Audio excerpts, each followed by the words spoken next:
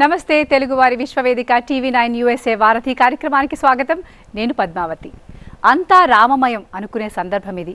ఎన్నో ఏళ్ల కళ కనులకెదురుగా ఆవిష్కృతమవుతోంది. అయోధ్యాపురి పూర్వ వైభవంతో విరాజిల్లుతోంది. సరిగ్గా భారత కాలమాన ప్రకారం సరిగ్గా 12 గంటలకి ఓ అద్భుత ఘట్టం ఆవిష్కృతం కాబోతోంది. త్రేతాయుగపు పరిమళం అయోధ్యను తాకే శుభవేళ, శ్రీరామనామంతో విశ్వం మురిసే వేళ, సీతారాములకు సాహిత్య వైభవం అందించిన ప్రముఖ కవి జొన్నవిత్తుల రామలింగేశ్వరరావు గారు ఈరోజు వారధి కార్యక్రమానికి అతిథిగా వచ్చారు. ఇక వారితో మాట్లాడాలనుకునే NRS call channel numbers 914023490015, 914023490016. WhatsApp video call చేయాల్సిన నెంబర్ 8006036036. నమస్కారం అండి జొన్నవిత్తుల గారు. నమస్కారం అండి. శ్రీరామ నీనామం ఎంతో రుచిరా. ఆ రామనామ రుచిని మీరు చాలా చక్కగా అందించారు మాకు. మీ పాటలతో మేము అసలు ఓలలాడుతున్నాం అనమాట, అంటే మునిగిపోతున్నాం. రామ శబ్దానికి నిజంగా అంత ప్రాముఖ్యత, అంత గొప్పదనం మీ మనసులో మాట చెప్పండి. అది దాన్ని మహర్షులందరూ కూడా ఈ దశరథ కౌశల్యులకి కలిగినటువంటి ఈ ప్రథమ సంతానమైన రాముడి బాలుడికి ఏమి పేరు పెట్టాలి అనేది ముందుగా నిర్ణయించుకున్నారు. ఇప్పుడు నారాయణ మంత్రంలోని రా అనేటువంటి బీజాక్షరాన్ని, అదే జీవం దాంట్లో, అలాగే పంచాక్షరి మహామంత్రంలోని మా అనే అక్షరాన్ని రెండింటినీ కూడా సంపుటి చేసి రామ అనేటువంటి నామాన్ని ఆ బాలుడికి పెట్టారు. అది మహాశక్తివంతమైనటువంటిది. ఓంకారం ఎంత శక్తివంతమైనదో రామశబ్దం కూడా అంత శక్తివంతమైనది.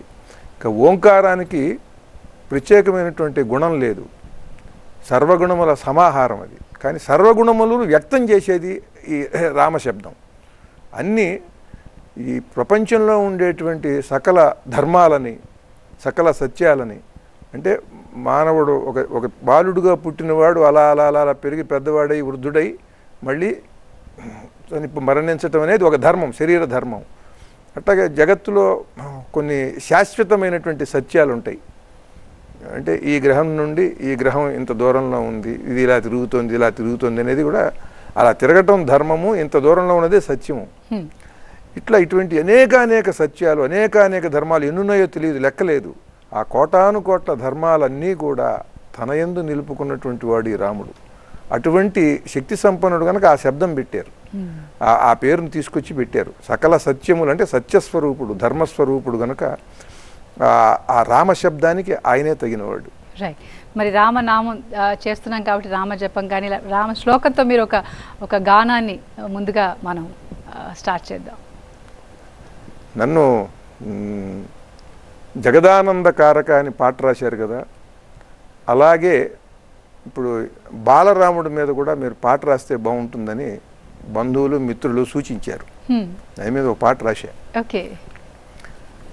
జగదానంద బాలక, ఇప్పుడు బాలరాముడు కదా, జగదానంద బాలక జయ బాలరామ ప్రియనామక శుభ స్వాగతం సుందర బాలక మంగళకరమౌ నీరాక ధర్మానికి పూనిక అవుగాక ఇక భారతదేశము శ్రీకరమౌగాక నీ ధీరత విఘ్నత కడదాక మా అందరికీ అలవడుగాక మా బ్రతుకే సుందర నందనమౌగాక జగదానంద బాలక జయ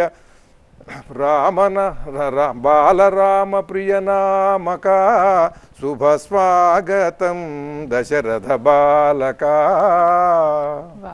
బాలరామ వీరబాలుడై ఘోర తాటకిని నేల కూల్చినావు, యాగరక్షణము చేసి కౌశికుని ప్రేమ బడసినావు, అస్త్ర విద్యతో రాక్షసాధముల అంతు తేల్చినావు, శివుని ధనువునే విరిచి జానకి మనసు గెలిచినావు, నీ ముద్దు మోము సమ్మోహనం ఋషి బృంద నీ ముద్దు మోము సమ్మోహనం ఋషి బృందములకి వ్యామోహనం మీ గుండె నిబ్బరం ధీగుణం ఆ పరశురామునికి విభ్రమం ఆ చంద్రతారకం నీ పరాక్రమం ఆశ్చర్యకారకమురా ఆ చంద్రతారకం నీ పరాక్రమ ఆశ్చర్యకారకమురా జగదానంద బాలక ప్రియ బాలరామ జయ జయ బాలరామ ప్రియనామక శుభ స్వాగతం సుందర బాలక ఈ అయోధ్యలో నీ ప్రతిష్టతో క్రొత్త వెలుగురాని బాలబాలికలు నీ కథాంశములు చదివి వెలిగిపోని పౌరులందరూ ఐకమత్యమున ప్రగతి నందుకోని శత్రుదేశములు కాళ్ల బేరమున శరడు వేడుకోని రామబాణమై యువతయే తమ లక్ష్య సాధనం చేయని రామభక్తితో జాతియే శ్రీరామదండుగా మారని నీ అడుగు జాడలే లోకరక్షయని జనులు తెలుసుకోని జగదానంద బాలక ప్రియ బాలరామ జయనామక. అద్భుతం నిజంగా. అంటే అదే ట్రాక్ మీద సరిగ్గా కుదిరింది. అంటే ఇప్పుడు మనకి బాలరాముడు ఆవిష్కృతం అయ్యాడు, మనకి ఇమేజెస్ కూడా వచ్చాయి కాబట్టి ఆ విగ్రహాన్ని చూసి రాశారా లేకపోతే మీ ఆలోచనలో ఆ విగ్రహం వచ్చిందా తెలియట్లేదు.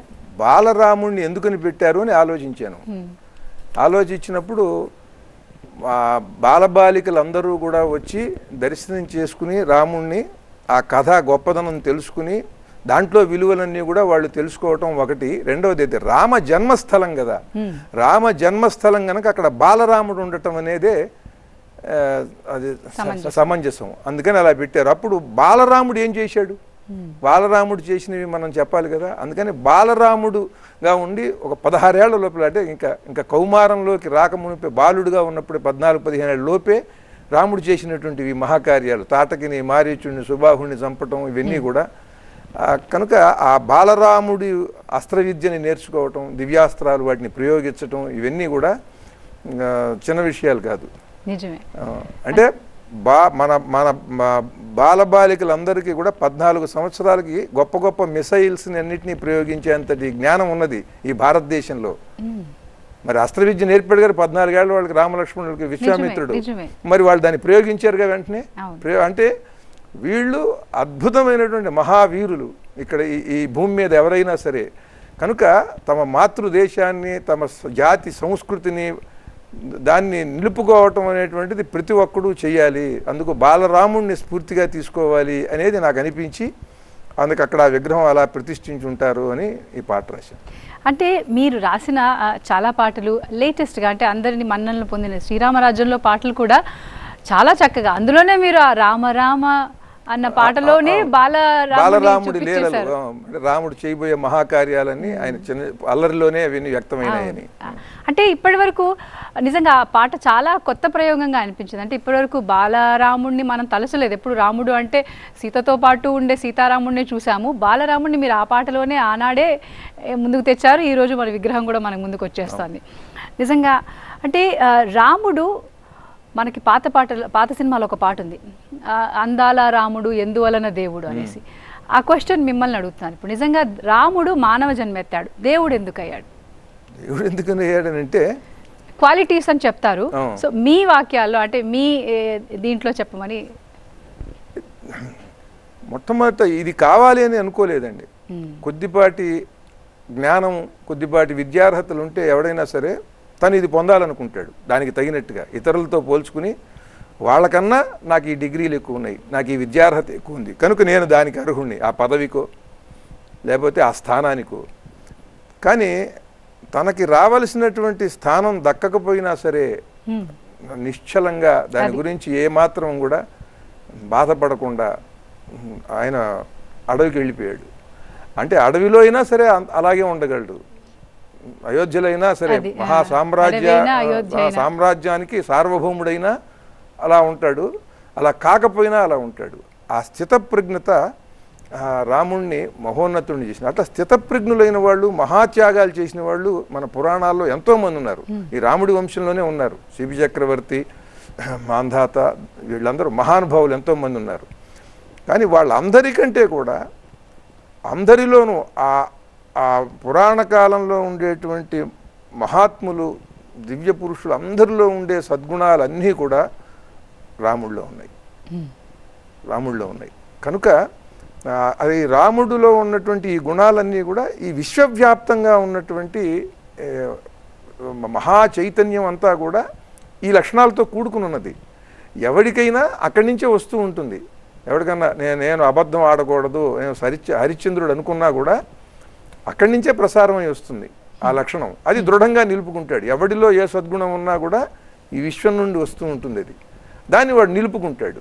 అలా రాముడికి సకల ప్రపంచంలో ఉన్నటువంటి మొత్తం ఆ ధర్మాలు సత్యాలు అన్నీ కూడా ఆయన స్వభావంగా మారిపోయి వచ్చాయి అన్నమాట. అందుకని ఆ రామతత్వం అనేటువంటిది ఎవరికి కూడా అంతుపట్టదు. ఎవరు దాన్ని ఆరాధించినా కొంతలోనే కొద్దిగా ఆరాధించినా కూడా దానికి సత్ఫలం ఇస్తుంది అనమాట. అది ఎందుకనంటే ఈ జగత్తంతా ఆవరించి ఉన్నది. అదే అంతా రామమయం అని ఆ రచనలో ఉన్నటువంటి ప్రధానమైన అంశం. అది అంతా రామమయం. అది అంటే అందుకని సుగుణాభిరాముడు అని మనం రాముడికి ఆపాదించే చెప్తాం.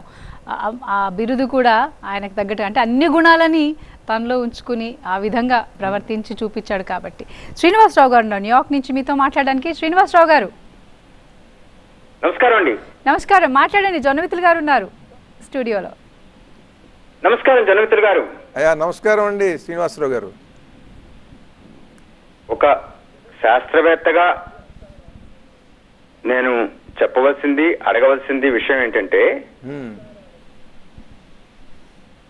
ఎంతో మంది రాముడు దేవుడు చేస్తే పుణ్యం వస్తుంది, స్వర్గంలోకి వెళ్ళి కూర్చుంటామని కాకుండా కలసపూడి శ్రీనివాసరావు గారు 4000 ఏళ్ల క్రితం.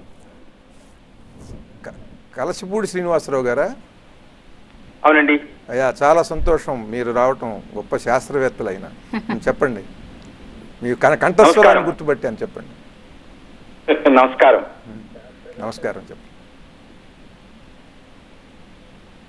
అడగండి శ్రీనివాసరావు గారు. రాముడు ఒక దేవుడు ఒక హిందువులకే కాదు. ఎందుకంటే ఇప్పుడు మీరు అంటున్నట్టు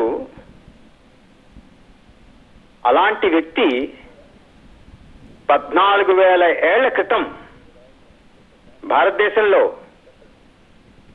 నడిచాడు. 2,000 పైగా కిలోమీటర్లు నడిచి తన భార్యని తీసుకురావడానికి, తన ధర్మాన్ని నిలబెట్టడానికి చేసిన మనిషి ఒకడు ఉన్నాడంటే ఎలాంటి వాళ్ళైనా అతన్ని గౌరవించాలి. ఎందుకంటే అందరికీ ఇవాళ అర్థమయ్యే ఒక ఉదాహరణ ఏంటంటే, ఒక్క సత్యాగ్రహంతో బ్రిటిష్ సామ్రాజ్యాన్ని ఎదుర్కోగలనని గాంధీ అన్నందుకు ఇవాళకి కూడా గాంధీ అంటే గొప్ప పేరు, అందరికీ ఆదర్శం. ఒక్క భారతదేశంలో కాదు, నేను 40 ఏళ్ల నుంచి భారతదేశంలో లేను. ఎక్కడ వెళ్ళినా గాంధీ పేరు ఖచ్చితంగా అందరికీ తెలుసు. అలాగే రాముడి పేరు కూడా ఎన్నో దేశాల్లో ఎంతో మందికి తెలుసు. మీరు 14,000 సంవత్సరాల కిందట రాముడు ఉన్నాడు అని అన్నారు. అది ఏ లెక్క, దేని ప్రకారం చెబుతున్నారు? నీలేష్ ఓక్ గారని ఒక ఆయన అమెరికాలోనే ఉంటారు. ఆయన ఇంజనీరు. ఆయన ఏం చేశారంటే రామాయణంలో 600 శ్లోకాలు లేదా 600 నక్షత్రాల వివరాలను తీసుకుని ఆధునికంగా అమెరికన్ ఆస్ట్రానమీ సొసైటీ వాళ్ళు తయారు చేసిన లేదా వాళ్ళు మిగతా ఆస్ట్రానమర్స్ వాడుతున్న ప్రోగ్రాంలను వాడి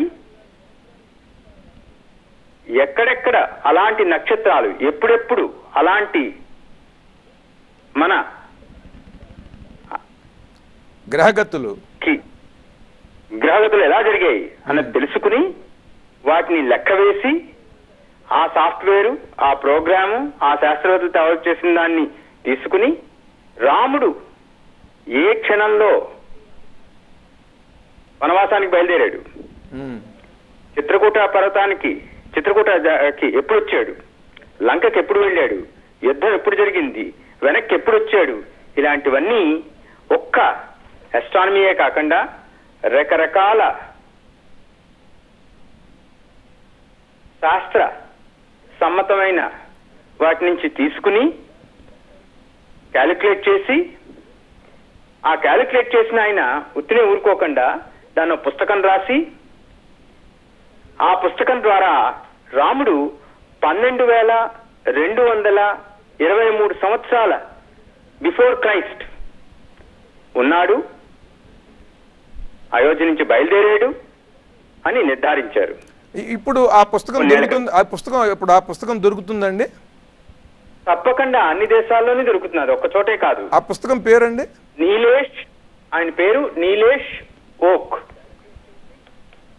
నీలేష్ ఓక్ ఆయన పేరు. పుస్తకం పేరు? ఆయన శాస్త్రవేత్త, ఇంజనీర్. ఆయన పుస్తకాలు the historic Rama. Historic Rama, Nilesh ఓక్. ఇది ఎవరు కొనాలనుకున్నా అమెజాన్ లో దొరుకుతుంది, ఎక్కడ కావాలంటే అక్కడ ఆర్డర్ చేసుకోవచ్చు. ఈ శుభ సందర్భంగా మీరు అయోధ్యలో బాలరాముడిని ప్రతిష్ఠిస్తున్న సందర్భంగా చాలా అద్భుతమైనది. అంటే మన వాళ్ళు చాలా లక్షల సంవత్సరాలని లెక్కలు కట్టారు, మీరు 14,000 సంవత్సరాలకి ముందు ఒక శాస్త్రవేత్త తేల్చాడని చెప్పారు. ఒక శాస్త్రవేత్తగా మీరు ఇలా ఫోన్లో మాట్లాడటం చాలా సంతోషం అండి, చాలా ఆనందం. శ్రీనివాసరావు గారు, మీకు ధన్యవాదాలండి. నమస్కారం. నిజంగా రాముడు నడిచిన భూమి నేల ఇప్పుడు అయోధ్యాపురి, నిజంగా ఎంత అదృష్టం చేసుకుని ఉంటారు అయోధ్యాపురి వాసులు. ఇప్పుడు అదే మళ్ళీ ఆ వైబ్రేషన్ని మనం దింపుతున్నామని అనుకోవచ్చు. సో మీకు ఎలా అనిపిస్తుంది అయోధ్యాపురి మళ్ళీ పూర్వవైభవాన్ని సంతరించుకునే సందర్భం? అది అందరికీ ఎంత ఆనందం ఉంటుందో నాకు అంతే ఆనందంగా ఉంది. ఇప్పుడు కలిసిపూడి శ్రీనివాసరావు గారు లాంటి శాస్త్రవేత్త, ఆయన దేన్ని కూడా విశ్వసించరు. శాస్త్రీయమైనటువంటి ఆధారాలు ఉండాలి, రుజువు లేకుండా శాస్త్రీయ విధానాలతో వాళ్ళు ఒప్పుకోరు. ఆయన జీవాణు శాస్త్రవేత్త. ఈయన ఇంకొక శాస్త్రవేత్త రాసినటువంటి పుస్తకాన్ని చదివి అనేక ఒక ఖగోళం మాత్రమే కాకుండా, జ్యోతిష్యం మాత్రమే కాకుండా అనేక శాస్త్రాలని ఆయన అధ్యయనం చేసి రాముడు 14,000 సంవత్సరాలకని అందింది ముందు ఆయనకి. మన వాళ్ళు ఇంకా లక్షల సంవత్సరాల కిందట అన్నారు. ముందు అసలు అందరికంటే చాలా సనాతనుడు రాముడు అనేది శాస్త్రీయంగా కూడా ఇప్పుడు మనకి రుజువైంది. చాలా గొప్ప విషయం. ఇది కూడా మనం ఆనందించదగిన విషయం. ఎందుకంటే ఏదో నమ్మకం కాకుండా శాస్త్రీయత కూడా, సైన్స్ కూడా దాన్ని ఒప్పుకుంటున్నది. ఇటువంటి లక్షణాలు ఉన్నటువంటి ఒక ఉత్తమోత్తముడు, ఒక సద్గుణ సంపన్నుడు ఈ భూమి భారతదేశంలోనే పైగా ఉన్నాడు అనేటువంటిది అది రుజువు అవ్వటం శాస్త్రీయంగా శ్రీనివాసరావు గారు చెప్పడం కూడా చాలా గొప్ప విషయం ఈ సందర్భంగా. శ్రీరామ నీనామం ఎంతో రుచిరా అని నిజంగా పాడుకుంటే మనం కూడా మునిగిపోతాము. అలాంటిది ఆ మాటలకి పాట కట్టి మనల్ని ఇంకా తన్మయత్వంలో ముంచేశారు.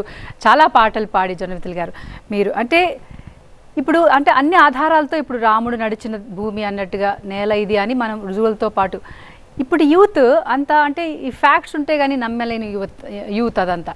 అంటే ఈ జనరేషన్కి మనము ఇప్పుడు దీన్ని తీసుకొని మరి రామ మార్గంలో నడుస్తారంటారా? ఎలా వాళ్ళని దిశానిర్దేశం చేయొచ్చు ఈ ఘట్టం ద్వారా? ఈ ఘట్టం ద్వారా కాదు, అసలు యూత్ని సరిగ్గా రామాయణంలో ఉండేటువంటి మానవ ధర్మాలని, అంటే మానవ ధర్మం అంటే మనం ఆచరించలేనివి కొన్ని ఉంటాయి, మన వల్ల ఎక్కడ అవుతుంది ఇది అని. ఉదాహరణకి కాఫీ తాగటం అలవాటు పడిపోయిన వాడు ఇది ఎక్కడ మానగలం అనే స్థితి వచ్చేస్తుంది. అంటే అట్లాగే కొన్నిటికి అలవాటు పడిన వాళ్ళు ఇవన్నీ మనం ఎక్కడ చేయలేము, ఇవన్నీ రాముడు అంటే చేశాడు అనుకుంటారు. అసలు వాటి జోలికి వెళ్లకుండా రాజనీతి కోవిదుడు అవటానికి, చాలా గొప్ప విజ్ఞానవేత్త అవటానికి రామాయణం ఉపకరించినట్టుగా రామాయణ భారతాలు ఉపయోగించినట్టు ఏది ఉండదు. ముఖ్యంగా రామాయణమే, మూలం రామాయణమే, తర్వాతే భారతం కూడా. ఈ రామాయణాన్ని కనుక సరిగ్గా దాన్ని అధ్యయనం చేయిస్తే, మంచి విశ్లేషణ సామర్థ్యం ఉండి ప్రపంచ జ్ఞానం ఉన్నవాడు రామాయణాన్ని చదివి దాన్ని అధ్యయనం చేయాలి. ఒట్టి రామాయణం చదివితే రామాయణం బాగుంటుంది, ప్రపంచంలో ఏం జరుగుతుందో కూడా తెలియాలి. దేశాల్లో ఉండేటువంటి అభివృద్ధి, వైజ్ఞానికంగా ఏ దేశం ఎలా ముందుకెడుతోంది, దాని ప్రభావం ప్రపంచం మీద ఏముంది, ఇవన్నీ బాగా క్షుణ్ణంగా తెలిసినటువంటి వారు ఇటువంటి శాస్త్రవేత్తలు ఇప్పుడు రామాయణాన్ని బాగా చదివి వాటితో వీటిని పోల్చి చూసుకుని విశ్లేషిస్తే పరమాద్భుతమైనటువంటి అంశాలు అప్పుడు సమాజానికి అందుతాయి. కేవలం ప్రవచనం కోసం రామాయణం చదివితే దాంట్లో ధర్మమే చెబుతారు, అంతకన్నా తెలియదు వాళ్ళకి. అలా విజ్ఞానవేత్తలకి విజ్ఞానం మాత్రమే తెలుసు, అది రామాయణంలో ఉన్నది అంతర్గతంగా ఇన్ని రకాలుగా ఉన్నది అనేది తెలియదు. అలా రామాయణాన్ని గనక దాంట్లో ఉన్న రాజనీతిని జాగ్రత్తగా అధ్యయనం చేసి పిల్లలకి గనక యువతరానికి చెబితే వాళ్ళ ఈ ఎన్నికలకి మొత్తం రాష్ట్ర భవిష్యత్తుని మార్చేటువంటి మేధావులు పుట్టుకొచ్చారు కదా. ఉదాహరణకి ఒక ప్రశాంత్ కిషోర్ లాంటి వాళ్ళు, అలాంటి ప్రశాంత్ కిషోర్లని ప్రతి సంవత్సరం 100 మందిని ఒక్కొక్క విశ్వవిద్యాలయం పుట్టించగలదు.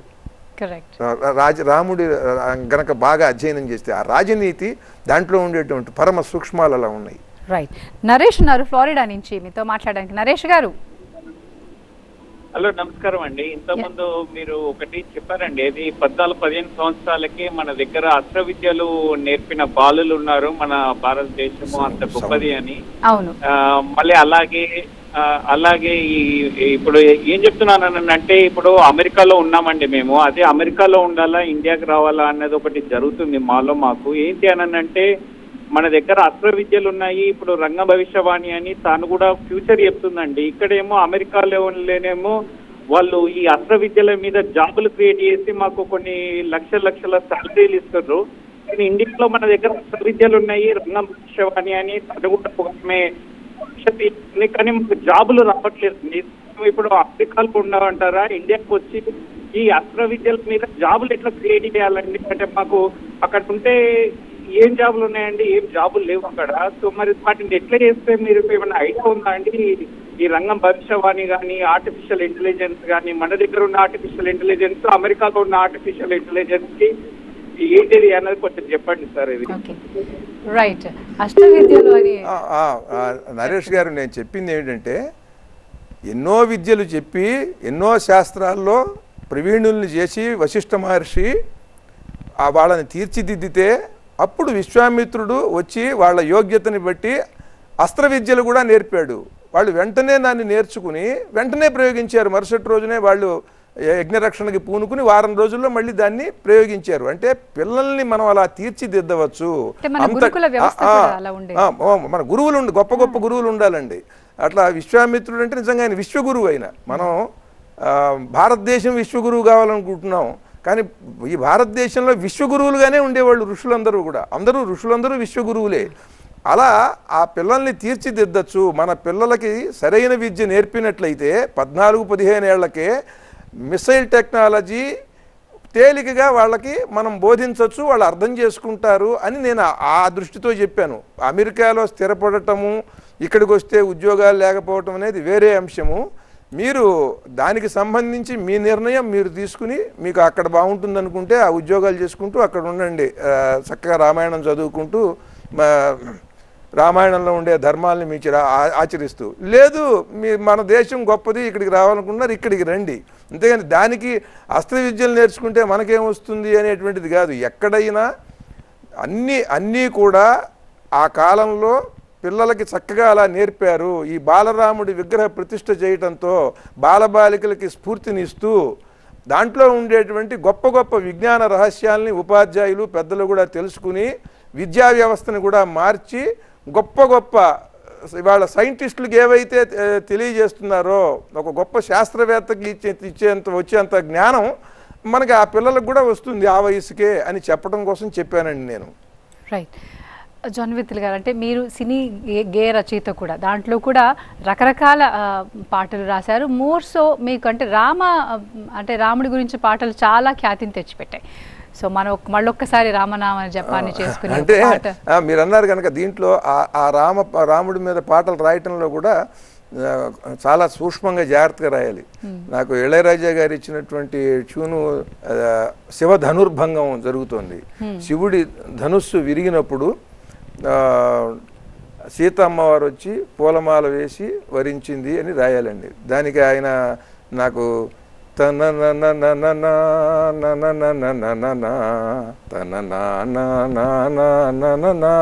ఇట్లా ఇచ్చారు. తననా అంటే శివధనుర్భంగం అని ఎక్కడ రాయను నేను, ఎక్కడ రాయను? చాలా కష్టం అనమాట అది. ఏదో రామానుగ్రహంతో నేను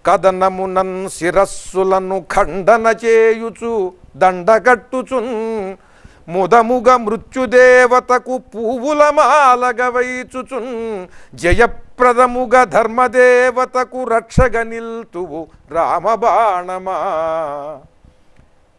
ఈ శత్రువుల తలలన్నీ కూడా నరికి అవి కింద పడకుండానే సూదిలాగా పువ్వుని గుచ్చినట్టుగా అది గుచ్చి ఏది యమపాశం అనే దారానికి దాన్ని మొత్తం ఒక దండగట్టి ఆ శిరస్సును తీసుకొచ్చి మృత్యుదేవతకి వేసి జయప్రదంగా ధర్మదేవతకి రక్షగా నిలుస్తావు నువ్వు అని అలా. అంటే ఇందాక రామబాణం సొంతంగా ఆలోచించే విధంగా మీరు దాన్ని ఎలా ఆలోచించగలిగారు? అదే నేను సొంతంగా ఆలోచిస్తాను కదా. అంటే ఏ సందర్భంలో రాశారు? పిచ్చుక వడ్ల గింజను ఒక వడ్ల గింజను ఏం చేస్తుంది, అది వడ్ల గింజను ప్రీతి భుజించుచు పైపెచ్చు పుటుక్కు నుమ్ముచును. ఏం చేస్తుందంటే పిచ్చుక, ఈ రామబాణం పిచ్చుకను చూసింది. పిచ్చుక ఏం చేస్తుంది, వచ్చి ఆ వడ్ల గింజను ఇలా పట్టుకుంటుంది. అలా పట్టుకోగానే ఆ పట్టుకునే విధానంలోనే బియ్యం గింజ దాని నోట్లోకి వెళ్ళిపోతుంది, ఈ పైపెచ్చు మాత్రం పుట్టుకుని అది ఉమ్మేస్తుంది. అట్లా అది దానికి బాగా నచ్చింది రామబాణానికి. అందుకని ఆ విధంగా వెళ్ళి ఈ హెచ్చగు తీవ్రతంజనుచు అదే తీవ్రంగా అది సడిసేయుచున్ విపరీతమైనటువంటి వేగంతో పిచ్చికెడుతున్నప్పుడు తుర్రుమని మనకు శబ్దం వినిపిస్తుంది. అలా ఒక శబ్దం చేస్తూ తీవ్రమైనటువంటి వేగంగా వెడుతూ వాడిని తాకగానే వాడి ప్రాణాన్ని తీసేసుకుని ఆ పెచ్చు ఉమ్మేసినట్టుగా ఆ శరీరాన్ని మాత్రం అలా నేల మీద పడేసేలా చేస్తున్నావు నువ్వు, పిచ్చుకుని స్ఫూర్తిగా తీసుకుని అని రామబాణం మీద మరి ఇంకో పద్యం రాశాను. అలా ఓకే. అంటే ఇలా 100 సందర్భాల్లో 100 అనేక విధాలుగా ఈ రామబాణం ఎలా పరాక్రమించి యుద్ధం చేసింది, ఈ రామబాణం యొక్క లక్షణం ఏమిటి, లక్షణాలు అవన్నీ కూడా అది ఒక పాత్ర, దానికి ఎన్నో పాత్ర లక్షణాలన్నీ వస్తాయి కదా, క్యారెక్టరైజేషన్ అంతా వస్తుంది కదా. అట్లా 108 పద్యాలతో ఇది రాశారు. మీరు ఇందాక హనుమంతుడి పాట పాడేప్పుడు అంటే పదాలు చాలా అలవోకగా పెట్టేస్తున్నారు, శుభ్రంగా నిబ్బరంగా అంటూ. అప్పుడే అడుగుదాం అనుకున్నాను, అంటే పదాలు అంత అలవోకగా రావటానికి అదంత సులువా, లేకపోతే మీరు దానికి ఎంత కష్టపడతారు? అది భగవత్ అనుగ్రహం, భగవంతుడి అనుగ్రహంతో రావాల్సిందే తప్ప ఒక్క పదానికి చాలా తన్నుకోవాల్సి వస్తుంది. నిజమే, అదే అంటున్నాను. సో మీరు ఒక పదం కోసం కవి ఎలా చూస్తాడు అనేటువంటిది నన్ను అడిగారు ఒకసారి. అడిగినప్పుడు కూడా నేను దాని మీద ఒక పద్యం చెప్పాను. ఎలా?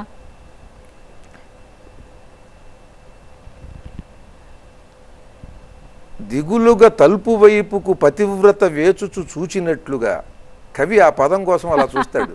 దిగులుగా తలుపు వైపుకు పతివ్రత వేచుచు చూచినట్లుగా తెగిన శిరస్సు శంకరుడు ఒక అమృతత్వంతో దాన్ని అతికించినట్లుగా ఎగబడి సాగరంబు నడి సముద్రంలో దిగిపోయిన వాడు ఏం చేస్తాడు, దాన్ని ఎటు ఈదుకుంటూ వెళ్ళి తీరముగానక ఈదినట్లుగా, తీరం కనిపించదు ఈదుతూనే ఉండాలి. అట్లా ఒక పదం కోసం ఒక కవి ఈశ్వరుడు అలా తప్పిస్తాడు అని చెప్పి ఇన్ని ఉపమానాలు దాంట్లో. అద్భుతం నిజంగా. ఇంకోటి, మీరు దేవుళ్ళలో ఒక పాట రాశారు, అంటే అందరి బంధువయ్య భద్రాచలరా. చూడటానికి చాలా సింపుల్ లాంగ్వేజ్లో కన్వే చేశారు, కానీ నిజంగా ఆ పాట అద్భుతం. ఒకసారి 2 పదాలు అందుకుందాం. అంటే అది నేను ఆ పాటలు పాడటం కన్నా కూడా మీకు రామతత్వం గురించి పరమాద్భుతంగా మన వాళ్ళు తోలుబొమ్మలాట చూడండి. తోలుబొమ్మలాటలో రామకథ ఉంటుంది, రామాయణం తోలుబొమ్మలాట. మీకు రక్తి కడుతోంది కదా, పరమాద్భుతంగా. హరికథ చెబుతున్నారు, రక్తి కడుతోంది కదా. బుర్రకథ చెబుతున్నారు, బుర్రకథ రాముడి గురించి అద్భుతంగా రక్తి కడుతోంది కదా. మీరు కోలాటం ఆడుతూ రాముడి మీద పాటలు రక్తి కడుతున్నాయి. భజనలు చేస్తారు, రామ భజనలు, అద్భుతమైనటువంటి భజనలు ఉంటాయి రకరకాల తాళాలతో, అవన్నీ రక్తి కడుతున్నాయి కదా. మీరు ఏది చూడండి, ఒక శిల్పం రక్తి కడుతుంది, బొమ్మ చిత్రకళ రక్తి కడుతుంది, నాట్యం రక్తి కడుతుంది. ఇక కీర్తనలు అయితే ఇక త్యాగరాజస్వామి, అన్నమయ్య, రామదాసు వీళ్ళు చేసినవి ఇన్ని కాదు. మరి ఇట్లా ఏ కథ అయినా సరే ఇన్ని కళారూపాలలో చేస్తే ఇప్పుడు బాహుబలి ఉదాహరణకి మనకి మన సినిమాల్లో పెద్ద హిట్టు. అంటే మామూలు మనం మాట్లాడుకుంటే అసలు బాహుబలి అనే శబ్దమే మనకి రామాయణంలో ఉంటుంది. రాముడే మహాబాహుబలి, ఆంజనేయుడు బాహుబలి. ఈ కథలో ఇప్పుడు మీకు ఏదైనా సరే మన భారతదేశంలో తెలుగులో కానీ భారతదేశంలో కానీ సూపర్ డూపర్ హిట్ అయినటువంటి ఒక సినిమాని బొరక చెబితే వింటాడు ఎవడన్నా? తోలుబొమ్మలాట వింటాడు, చూస్తాడా? హరికథ వింటాడా? కళారూపాలు ఎక్కడైనా ఉంటాయి అసలు? ఏదైనా కోలాటం సెట్ అవ్వదు. అంటే ఏమిటి? ఈ రామకథ ఏ కళారూపంలో ఉన్నా సరే జానపదుల పాటల్లోనూ రక్తి కడుతోంది. రామ రామ రామ రామ రామ రామ రామ రామ అంటే అది బాగుంది. జగదానందకారక అంటే బాగుంది. మీకు ఎట్లా ఎన్ని రకాలుగా పూర్వం మహాకవులు ఎంత అద్భుతంగా రాశారు. రామ సుగుణధామ రఘురామ సుగుణధామ ప్రవిమల నామ దానవ భీమ రవికుల సోమ రాజచంద్రమా రామ, ఇవన్నీ దాశరథి గారు రాసినవి ఎంత అద్భుతంగా ఉంటాయి. కనుక ఏ కళారూపమైన అది ఆ రామ కథ అనేటువంటిది, అది పద్యం కావచ్చు, పాట కావచ్చు, ఏదైనా అంత పరమాద్భుతంగా రసమయంగా అది రక్తి కట్టుతున్నది. ఏ తరం వాళ్ళు విన్నా అదే దాన్ని ఎప్పుడో రాసింది, ఆ తర్వాత ఏ తరం వాళ్ళు విన్నా కూడా అది అంత ఆనందాన్ని కలిగిస్తున్నదంటే దాంట్లో ఉన్నటువంటి ఆ ధర్మం, వాళ్ళ ఆ వ్యక్తిత్వం, ఆ ఘర్షణ, వాళ్ళకి ఏర్పడినటువంటి ఘర్షణల్లో వాళ్ళు ప్రవర్తించిన విధానం, అవి అంతగా మన హృదయం మీద ముద్ర వేసేస్తాయి. ఇప్పుడు అంటే ప్రపంచవ్యాప్తంగా చూస్తే అంటే హిందూ ధర్మానికి అంటే పురాణాలు అంటే ఒక ఇదిగా నిలుస్తాయి, ఆధారంగా నిలుస్తాయి. కాబట్టి ప్రతి భారతీయుడు అంటే భగవద్గీత చదవటం అన్నదంటే ఇట్స్ అ మాన్యువల్ అంటారు. అగైన్ రామాయణం కూడా అలాంటిదే. జీవితం అంటే ఏంటిది, మనిషి మానవ రూపంలో మనిషికి ఉండాల్సిన అన్ని రకాలుగా సిచ్యువేషన్స్ కానీ అవి ఎదుర్కోవడానికి పనిచేస్తాడు. కానీ ప్రజెంట్ సిచ్యువేషన్ చూస్తే ప్రాక్టికల్గా మాట్లాడుకుంటే 100లో ఏ 10, 20, 30 మందికో ఈ రామాయణం భగవద్గీత అనేది, మిగతా వాళ్ళంతా అది మనది కాదులే అంటే బీయింగ్ యాజ్ అన్ ఇండియన్ అది మనది కాదులే అన్న ఇదిలో ఉన్నారు. వాళ్ళకి మీరు అంటే సలహా సూచన ఏమిస్తారు? అంటే ఇది ఇట్స్ మస్ట్ టు నో అంటారా, లేకపోతే ఇట్స్ ఓకే అంటారా? వాళ్ళకి మనం ఏం సలహా ఇవ్వక్కర్లా. ఈ వచ్చిన దీన్ని బాగా ఆనందించేవాళ్ళు, దీన్ని చదువుకునేవాళ్ళు 20 మంది దాన్ని దృఢంగా దాన్ని చదువుతూ దాని పట్ల వాళ్ళకి శ్రద్ధ ఉంటే చాలు, వాళ్ళకు కూడా కలుగుతుంది. వీళ్ళు ఏదో అప్పుడప్పుడు ఇది బాగుంది అనుకోవటం కాదు. వీళ్ళు దృఢంగా ఉంటే అక్కడ వాళ్ళు దృఢంగా వస్తుంది. ఎప్పుడు కూడా మనం ఎంత దృఢంగా ఉంటామో దాన్ని బట్టి మన ప్రభావం పక్కన వాళ్ళ మీద ఉంటుంది. పైగా రామాయణం అనేటువంటిది అది ఈ జగత్తులో ఇప్పుడు మనం అంగారక గ్రహానికి వెళ్ళాలి, శుక్రగ్రహానికి వెళ్ళాలంటున్నాం కదా. వెళ్ళేటప్పుడు మానవ జాతి అక్కడ ఎలా నాగరిక సమాజాన్ని ఎలా నిర్మించాలి అని అంటే ఏమక్కలు ఒక రామాయణం చేత్తో పెట్టుకుని ఎడితే చాలు. అన్ని రకాల పరిపాలనా వ్యవస్థలు, అన్ని రకాల విధానాలు, ఒక అద్భుతమైనటువంటి నాగరిక ప్రపంచం ఏర్పరచడానికి కావాల్సిందంతా కూడా రామాయణంలో ఉంటుంది. అది అంటే దానికోసం ప్రత్యేకించి ఏమీ తర్జన భర్జనలక్కర్ల, ఈ ఒక్క కథ చాలు. ఈ రామాయణం కూడా చేత్తో పెట్టుకెళ్ళక్కర్లా. ఆ కథ తెలిసిన వాడు ఎవడో ఒకడు ఎడితే చాలు వాళ్ళతో పాటు వేరే గోళంలో. వాళ్ళ అద్భుతమైనటువంటి పరిపాలనా వ్యవస్థని ఆ కథలోంచి ఏర్పరచుకుంటారు, కుటుంబ జీవనాన్ని మొత్తం. కనుక అంత గొప్ప కథ అది. మామూలుగా పెద్దవాళ్ళు అంటారు అంటే 3 ముక్కల రామాయణం అంటారు, కట్టే కొట్టే తెచ్చే అనేసి. దీన్ని కాస్త విశదీకరిస్తారు? అవన్నీ చమత్కారంగా మాట్లాడుకునేవే కానీ అది అవన్నీ కూడా దాని గొప్పదనాన్ని చెప్పేవి 3 ముక్కల్లో ఉండవు. కట్టే కొట్టే తెచ్చే అని వారధి కట్టాడు, రావణుడిని కొట్టాడు, సీతను తెచ్చాడు అని అదేదో ఏదో అట్ట. అసలు ముందు సీతను ఎత్తుకెళ్ళాడని చెప్పాలిగా. ఎందుకు కట్టాడు అసలు వారధి? అవన్నీ నిలబడవు, తర్కానికి నిలబడనటువంటి ఏవో చమత్కారంగా మాట్లాడే విషయాలు. మీకు ఈ సందర్భంగా కావాలంటే నేను ఒక విషయం చెప్తాను. రామాయణంలో ఒక పరమాద్భుతమైనటువంటి ఘట్టం ఉంది. అది దుందుభి అని ఒక రాక్షసుడు ఉన్నాడు. ఆ రాక్షసుడు బ్రహ్మ వల్ల వరాలు పొందాడు, చాలా వాడిని ఎవడు ఓడించలేడు అని. మహాబలశాలి అయి వాడు అక్కడ ఋషుల్ని వచ్చి అడిగాడు, మహాబలశాలి ఎవడున్నాడు చెప్పు, నేను యుద్ధం చేయాలి, నేను మహావీరుణ్ణని ప్రపంచం తెలుసుకోవాలి కదా అని అంటే వాళ్ళు అన్నారు, సముద్రుడు చాలా విస్తారంగా ఉంటాడు, బాగా అంతలావున అంత ఉంటాడు, నువ్వు సముద్రుడి మీద యుద్ధం చేయమన్నారు.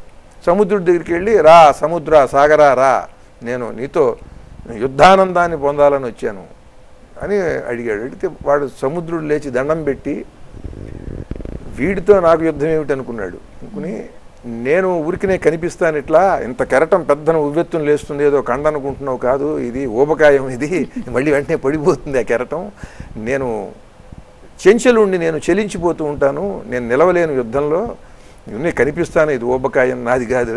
అక్కడ హిమవత్ పర్వతం ఉన్నది, హిమవంత్ పర్వతుడు, హిమవంతుడు మహాశక్తిశాలి, దృఢంగా ఉంటాడు, వెళ్ళమన్నాడు. వీడు అక్కడికి వెళ్ళాడు.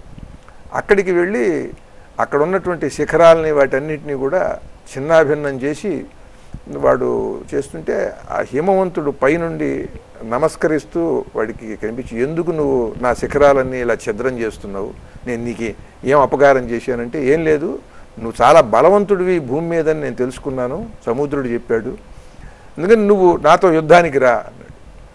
అన్నాడు, లేదు, ఆయన ఏదో పొరపాటు పడ్డాడు, నువ్వు అది నమ్మి వచ్చావు, నేను కదలలేనయ్యా, నేను ఉన్న చోట కదలలేను, నా శిఖరాలు పగలగొడుతుంటే నేనేమన్నా చేయగలిగానా, నేను స్థాణువుని, ఉన్న చోట అలా ఉంటాను తప్ప, నువ్వు కొడితే తిరిగి కొట్టలేను నేను, కనుక నువ్వు నన్ను గెలిచినా కూడా నీకేం పెద్ద కీర్తి రాదు, మరి అయితే ఎవడున్నాడు నాకు యుద్ధం చేయటానికి నాకు తగినటువంటి వాడు అంటే, వాలి అని ఉన్నాడు కిష్కిందలో, నీకు తగినవాడు వెళ్ళమన్నాడు. అలా ఈ దుందుభి వచ్చాడు, వాలి చేతిలో చనిపోయాడు తర్వాత, అది వేరే కథ. అంటే సముద్రుడు హిమవత్ పర్వతం అంటే ధీరత్వానికి గంభీరతకి ఈ హిమవత్ పర్వతాన్ని సముద్రుడిని చెబుతాం మనం. వాళ్ళిద్దరే ఒక రాక్షసుడు యుద్ధం కోసం తన మీదకు వస్తే దండం పెట్టి మా వల్ల కాదని చెప్పారు. అంటే ఎక్కడ తగ్గాలో అక్కడ తగ్గాలి అనేటువంటి దానికి అక్కడ ఉన్నది అసలు బీజం రామాయణంలో లేనిదే ఉండదు. అది సూక్ష్మంగా అర్థం చేసుకుంటే చాలా ధర్మాలు తెలుస్తాయి. జొన్నవిత్తులు గారు, అంటే ఇన్ని అంటే కైండ్స్ ఆఫ్ క్వాలిటీస్ ఉన్న ఈ రామాయణం కానీ భగవద్గీత కానీ స్కూల్ లెవెల్ నుంచి మనం పెడితే పిల్లల అభివృద్ధి అంటే మానసిక వ్యక్తిత్వ వికాసం కానీ బాగుంటుంది, కానీ మన దగ్గర ఇంకా ఆచరణ లేదు, ఏమంటారు? ఇవన్నీ ఎన్నో అద్భుతమైనటువంటి విషయాలు వివరాలు మన పురాణాల్లో ఉన్నాయి. ముఖ్యంగా రామాయణంలో ఉండే కథలు. ఇప్పుడు నేను మీకు దుందుభి కథ చెప్పాను కదా, ఆ దుందుభి కథలో ఎంత గొప్ప నీతి ఉన్నది అంటే, ఎవడన్నా వచ్చి మన ఏదన్నా అన్నా కూడా నేను నిందించినా సరే వాడితో మనం అవసరమైనటువంటి వాడితో తలపడవచ్చు, కానీ వీడితో తలపడితే మనకు అనవసరమైనటువంటి అపకీర్తి, గెలిచినా అపకీర్తే ఓడినా అపకీర్తే, అందుకని అలా జాగ్రత్తగా తప్పుకున్నారు అనేటువంటిది. ఇటువంటివి ఎన్నో కథలు ఉంటాయి, పరమ సూక్ష్మమైనటువంటి కథలు ఉంటాయి. అవన్నీ రాముడికి ఆ 14-15 ఏళ్ల వయసులో తీసుకెళ్ళిన వాడికి అస్త్రాలు ఉపదేశించడం మాత్రమే కాదు, విశ్వామిత్రుడు ఈ కథలన్నీ చెప్పాడు. ఈ కథలు చెప్పడం కాదు, తన కథ చెప్పాడు. తను తపస్సు చేయటం, మేనక రావటం, ఈ విషయాలన్నీ కూడా గురువే శిష్యుడికి చెప్పాడు ఆ కథలు. మరి అది 14 ఏళ్ల వాడికి ఏం అవగాహన ఉంటుంది? నేను తపస్సు చేస్తుంటే మేనకు వచ్చింది అనే విషయం. ఇటువంటివన్నీ కూడా పరమ సూక్ష్మమైనటువంటి విషయాలు ఆ పిల్లలకి ఆ వయసులో తేలిగ్గా అర్థమైపోతాయి. వాళ్ళకి గనక మనం ఆ జ్ఞానాన్ని అందించగలిగితే బాగా జ్ఞానం ఉన్నటువంటి పెద్దల్లాగానే వ్యవహరించి దాన్ని వాళ్ళు అర్థం చేసుకుని దాన్ని ముందుకెళ్తారు అనేటువంటి దానికి ఇవి ఉదాహరణ. ఈ మన ఇతిహాసాల్లో చాలా చిన్న వయసులోనే, ఇప్పుడు కృష్ణుడు కూడా చాలా చిన్న వయసులో బాలుడుగానే మల్లయోధుడై అక్కడ ఉన్నట్టు మల్లవీరుల్ని ఓడించాడు. మల్లయోధుల్ని కంసుడు పంపిస్తే ఏనుగుని గుద్ది చంపేసాడు. ఇట్లా ఇవన్నీ కూడా ఏంటంటే బాలుడుగా ఉండగా కూడా, ఇప్పుడు మనం కరాటే కిడ్ ఇలాంటి సినిమాలు వస్తూ ఉంటాయి. అంటే చిన్నపిల్లలే గొప్పగా కరాటే ఫైట్ చేస్తారు. అంటే ఏమిటి? వాడు నేర్చుకున్నాడు. నేర్పితే అందరు పిల్లలు చేయలేరు కదా, నేర్పితే ఎవరన్నా చేస్తారు కదా. అలా ఈ విషయాలన్నీ మనకి ఇప్పుడు రాముడు, కృష్ణుడు, హనుమంతుడు వాళ్ళ కథల్లోనే ఇవన్నీ ఉన్నాయి. కనుక విద్యా వ్యవస్థని బాగా తీర్చిదిద్దాలి. విద్యా వ్యవస్థని ఎంత బలోపేతం చేయొచ్చు అని అంటే, మన ఈ రామాయణ భారత పురాణ కథలతో ఊహించనంత మార్పు చేస్తుంది. పిల్లల ఊహకి, వాళ్ళకు ఉండేటువంటి సృజనాత్మకతకి, ఉరకలు వేస్తూ కొత్త రక్తం కదా, వాళ్ళ ఆలోచన తీరుకి చాలా వాటిని చెప్పాలి తప్ప ఈ కాకి కథలు, ఈ బాతు కథలు, ఇవి పిచ్చి పిచ్చి కథలు చెప్పకూడదు. అవి చాలా విలువైనటువంటి అంశాలన్నీ దీంట్లో ఉన్నాయి. మనకి పునాది కూడా మన ఇవే కదా, అంటే పురాణాలు. అంటే ఒక మంచి పౌరులుగా, భారతీయ పౌరులుగా తీర్చిదిద్దడానికి కూడా ఇవి పనికొస్తాయని కూడా మనం అనుకోవచ్చు. 100% పాళ్ళు మంచి పౌరులని కాదు, ముందలు ఎవడన్నా సరే వాడు దృఢంగా నిలబడితే ఒక మంచి మానసిక శక్తితో, ఆత్మశక్తితో వాడికి మంచి పౌరుడే అవుతాడు. వాడికి ఏదో ఒక విద్య వస్తుంది, ఆ విద్యలో వాడి ప్రతిభను చూపిస్తాడు, వాడు నిలబడతాడు. అప్పుడు వాడి వల్ల సమాజానికి మంచి జరుగుతుంది. ఓకే, లేదు అలా కాదు, ఏదో వాడికి మంచి విషయాలు చెబుతుంటే దాన్ని విని ఆనందించే స్వభావం వస్తుంది. ఆనందించే స్వభావం రావటం వల్ల కూడా ఎక్కువ మంది ఏ భజనకో, ఏ పాటలు పాడుతుంటేనే, ఏ కచేరీకో వెళ్ళి విని దాన్ని ఆస్వాదిస్తారు. వాళ్ళ మానసిక స్థాయికి తగినట్టుగా. ఒక సంగీత కచేరీలో వెళ్ళి రామకీర్తన విని, ఇప్పుడు పిబరే రామరసం లాంటి కీర్తన విని ఆనందించేవాడు వాడొకడు ఉంటాడు. కోలాటం దగ్గరికి వెళ్ళి, భజన దగ్గరికి వెళ్ళి, శ్రీరామ నీనామం ఎంత రుచిరా అని భజనలు చేసే వాళ్ళ దగ్గరికి వెళ్ళి భజన ఆనందించేవాడు ఉంటాడు. అట్లా రకరకాల మానసిక స్థాయిలు వాళ్ళందరూ కూడా వీటిని ఆస్వాదిస్తూ ఈ దివ్యత్వాన్ని ఇది ప్రసారం అవుతూ ఉంటుంది. భజనలో కానీ, కీర్తనలో కానీ, దేంట్లో ఉన్నా సరే వాడు మంచి మార్గంలో అలా ఉండటం వల్ల సమాజానికి చాలా మంచిది. ఎందుకంటే ఆ సమయంలో వీడు వెళ్ళి ఎక్కడో వెళ్ళి ఏదో పిచ్చి పని చేయకుండా, కనుక సమాజానికి చాలా మంచిది. పైగా నాకు ఒక డాక్టర్ గారు చెప్పారు, డాక్టర్ రవి వేలూరి అని, ఆయన వాషింగ్టన్ డీసీలో ఉంటారు. రామ భజన చేస్తారు కదా, మనం భజన చేసేటప్పుడు ఇలా చేతులు కొడతాం కదా, దీని ప్రయోజనం ఏమిటి అనేది చెప్పారు. ఎందుకనంటే ఈ అరచేతిలో ఉండేటువంటి నాడులు ఇవి బాగా చైతన్యవంతమై మెదడుని బాగా చైతన్యపరుస్తాయిట. ఈ మెదడు నుండి వచ్చినటువంటి నాడులు ఈ అరచేతుల్లో ఉంటాయి. అలాగే నాలుక ముందు భాగంలో ఒక 2 అంగుళాల ప్రాంతం నాలుకలో రామ రామ రామ రామ అంటాం కదా, భజన చేస్తాం కదా, అది భజన చేయటం వల్ల ఆ నాడులన్నీ కూడా బాగా ఈ మెదడులో ఉండేటువంటి అనేక న్యూరాలని అవి చైతన్యవంతం చేస్తాయి. అలా ఈ భజన వల్ల వీళ్ళకి బీపీ తగ్గటం, షుగర్లు లేకపోవటం, ఇవన్నీ కూడా పూర్వం జరిగేవండి. ఇవాళ భజన లేదు, అంటే నామస్మరణ, అంటే నోటితో అనాలి. జపం మాత్రం జపం చేసేవాడు జపం చేస్తాడు, వాడికి ఉండేటువంటి ఆ నాడీ శుద్ధి, వాడికి ఉండి పెరిగే జ్ఞానం వేరు. ఇవన్నీ కూడా ఈ భజనలు, ఈ మంత్రాలు ఇవన్నీ ఉచ్చరించటం వలన మానవుడికి 10% 15% మాత్రమే యాక్టివేట్ అవుతుందన్నటువంటి మెదడు, దాంట్లో ఉండే న్యూరాన్లు అవి 20% 30% కూడా అవి బాగా చైతన్యవంతం అవుతాయండి. పూర్వం ఋషులందరూ కూడా ఇటువంటి దివ్యమైనటువంటి బీజాక్షరాలతో ఉన్న మంత్రాలని జపించటం వల్ల వాళ్ళకి అటువంటి శక్తి వచ్చేది. దాన్ని అంత చేయలేరు కనుక సామాన్యులు, పామరులు వాళ్ళకి భజన రూపంలో మన వాళ్ళు అందించారని చెప్పాడు ఆయన. అదే అడగబోతున్నా, భజన అనేది మనకు ఒక ఆచారం, అంటే పూర్వకాలంలో అదొక సిస్టమ్ ఉండేది భజన చేయాలన్నట్టు. రాను రాను అది అంతరించిపోయింది. కానీ అలాగే మనం మాట్లాడుకుంటుంటే మీరే చెప్పేశారు, అంటే ఆ భజన వల్ల చాలా యాక్టివేట్ అవుతుంది. అంటే ఒక రకంగా ఫిజికల్, మెంటల్ అండ్ సైకలాజికల్, మానసిక, భౌతిక, ఆధ్యాత్మిక ఉన్నత స్థాయికి మనం చేరొచ్చు. అండ్ మోర్ ఓవర్ శబ్దం, యుగానికి ఒక ధర్మం ఉంటుందంటారు, కలియుగానికి నామస్మరణ అంటారు. దానికి కూడా అంటే ఏవో మంత్రాలు రాకపోయినా కానీ రామనామంతో కూడా ఆ స్థితిని సాధించవచ్చు అని మనం అనుకోవచ్చు. అసలు రామనామంతో సాధించలేనిది లేదు. రామనామంతో రామతత్వం తెలిసి దాంట్లో వాడు లీనమైపోయి అంతటి వాడు అవుతాడు. హనుమంతుడు వాడు అంతటి వాడు అవుతాడు. రామనామం యొక్క శక్తి అది అనంతం. అనంతరామయ్య అనే పేరు విన్నారా మీరు? అంటే ఏమిటి? ఈ రామతత్వం అనంతం, అందుకని అనంతరామయ్య అని పెట్టారు. అంటే రామబ్రహ్మం అనే పేరు విన్నారా? రామబ్రహ్మం అంటే ఏంటి? ఈ సకల చరాచర జగత్తు కూడా బ్రహ్మం, ఇదంతా కూడా.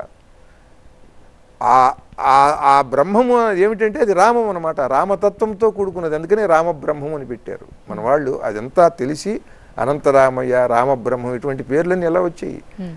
ఏదో బాలరాముడు ఇటువంటి మాటలే కాదు మనకి, జానకీరాముడు, సీతారాముడు ఈ పేర్లు పెట్టడమే కాకుండా అనంతమైనటువంటి ఆ రామతత్వంతో కూడుకున్నటువంటి ఆ రూపం అనంతరామయ్య. Yes. ఈ సమస్త చరాచర జగత్తుని ఆవరించినటువంటి బ్రహ్మం ఏదైతే ఉన్నదో అది రామ బ్రహ్మము. అలా ఈ పేర్లన్నీ పెట్టారనంటే వాళ్ళు ఎంత ఎంత మహామేధావులు, ఎంత జ్ఞానులు వాళ్ళు, ఆ పేర్లు పెట్టినటువంటి వాళ్ళు. నిజమే. ఈరోజు ఇంకా మనకి అంటే అయోధ్యాపురి మళ్ళీ ఆ వైబ్రేషన్ అందుకోబోతుంది, ప్రాణప్రతిష్ఠ కావిస్తున్నారు మరో కొన్ని గంటల్లో చూస్తుంటే. ఇది సరిగ్గా మనం 12:30కి మొదలు పెట్టావు, రేపు 12:30 పొద్దున అభిజిత్ ముహూర్తానికి ప్రాణప్రతిష్ఠ కాబోతోంది. ఇక అంటే ఆ అయోధ్యాపురి నుంచి వచ్చిన ఆ వైబ్రేషన్స్ కానీ అంటే ప్రపంచ ప్రఖ్యాతి పొందిన మన భారతీయ సంస్కృతి ఎలాగూ ప్రపంచ ప్రఖ్యాతి కాబట్టి అయోధ్య తర్వాత కూడా ఆ వైభవం ఇంకా ఎంతగా పెరుగుతుంది అనుకుంటున్నారు? తప్పకుండా దీని ప్రభావం యావత్ భారతదేశం మీద ఉంటుంది, యావత్ భారతదేశంలో ఉండే భక్తుల మీద ఉంటుంది, దేవాలయాల మీద కూడా ఉంటుంది, దేవాలయాల మీద కూడా ఉండాలి. ఎందుకనంటే దానికి ఒక 3,000 కోట్లు దాదాపు ప్రజల నుంచి వచ్చింది కనుక దానికి ఆ వనరులతో ఒక వ్యవస్థ ఏర్పడుతుంది. దాన్ని శుభ్రపరిచేవాళ్ళు, అక్కడ ప్రసాదాలు పెట్టేవాళ్ళు, ఇదంతా దానికి ఒక వ్యవస్థ ఏర్పడింది దానికి. అట్లా ప్రతి దేవాలయం ప్రతి ఊళ్ళో కూడా చేసుకోవాలి ఉన్నంతలో, ఎవరికి వాళ్ళు దానికోసం నిలబడాలి అందరూ. అటువంటి స్థితి, అటువంటి ఆలోచన ఈ అయోధ్య రామాలయం రేకెత్తిస్తుంది అందరిలో. భారతదేశంలో ఇప్పుడు ఇవాళ వచ్చినటువంటి ఈ ఉత్తేజం, ఈ చైతన్యం, ఈ భక్తి చైతన్యం ఇది చాలా మనం ఊహించలేము అన్నమాట. దీని గురించి ఇంతకు పూర్వం ఈ దేవాలయం కట్టకపోయినట్లయితే ఇటువంటి స్థితిని మనం ఊహించలేము. ఇవాళ ప్రతివాడు కూడా ఊగిపోతున్నాడు. రామాయణం అది ప్రతి ఒక్కళ్ళు కూడా అధ్యయనం చేస్తారు. దీని గురించి ఇంకా ఇంకా ఇంకా అద్భుతాలు జరుగుతాయి. ఈ అయోధ్య రామాయణం అనేటువంటిది ఒక ప్రత్యేకమైనటువంటి అధ్యాయంగా భారతదేశ భావి భారత మహావైభవానికి ఈ అయోధ్య రామాయణం అనేటువంటిది ఒక నాంది పలికింది అనేది మాత్రం తర్వాత చరిత్రలో ఉండిపోతుంది. అంత అద్భుతమైనటువంటి పరిణామం అందరిలో తీసుకుని వస్తున్నది ఇది. సంతోషం. అండ్ నిజంగా ఇంత అద్భుత ఘట్టం సందర్భంలో మీతో మాట్లాడడం మాకు చాలా సంతోషం కలిగింది. ధన్యవాదాలండి మీ విలువైన సమయానికి. అండ్ ఈరోజు చాలా మాట్లాడుకున్నాం అంటే రామ శబ్దం కానీ లేకపోతే రాముడి ఖ్యాతి గురించి కానీ అలాగే ఈ తరానికి రామాయణం ఎంతవరకు ఉపయోగపడుతుంది అన్నది. ధన్యవాదాలండి. Thank you very much. ఇది ఈరోజు వారధి. చూస్తూనే ఉండండి TV9.